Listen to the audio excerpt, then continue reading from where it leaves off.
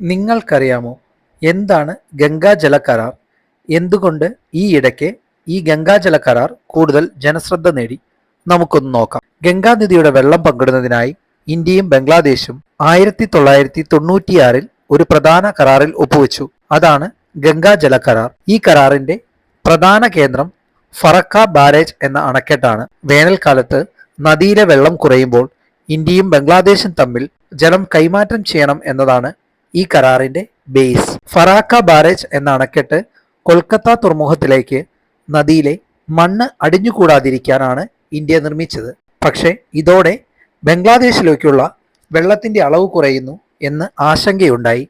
കരാറിന്റെ കാലാവധി 30 വർഷമായിരുന്നു.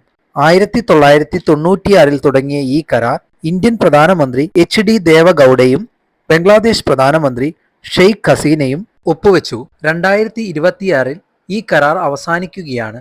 പഴയ കാലത്തുള്ള ബംഗ്ലാദേശ് രാഷ്ട്രീയ സാഹചര്യം ഇപ്പോൾ കലങ്ങി മറിഞ്ഞുകൊണ്ടിരിക്കുമ്പോൾ ബംഗ്ലാദേശിന്റെ നിലപാട് തന്നെ മാറുകയാണ്.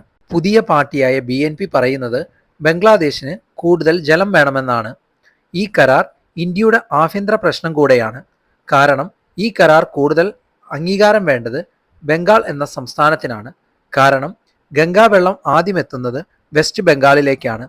അതുകൊണ്ട് തന്നെ അവിടുത്തെ സർക്കാർ വെള്ളം കൂടുതൽ ബംഗ്ലാദേശിന് കൊടുക്കരുത് എന്ന് ചിലപ്പോൾ നിലപാടെടുക്കാം. ഈ വിഷയത്തിൽ കേന്ദ്ര ഗവൺമെന്റുമായി ബംഗാൾ മുഖ്യമന്ത്രി മമതാ ബാനർജി അഭിപ്രായ വ്യത്യാസം മുൻപേ പ്രകടിപ്പിച്ചിട്ടുള്ളതാണ്. അതുകൊണ്ട് തന്നെ ഈ കരാർ എങ്ങനെ റിന്യൂവൽ ചെയ്യുന്നു എന്ന് നമുക്ക് കാത്തിരുന്ന് കാണാം.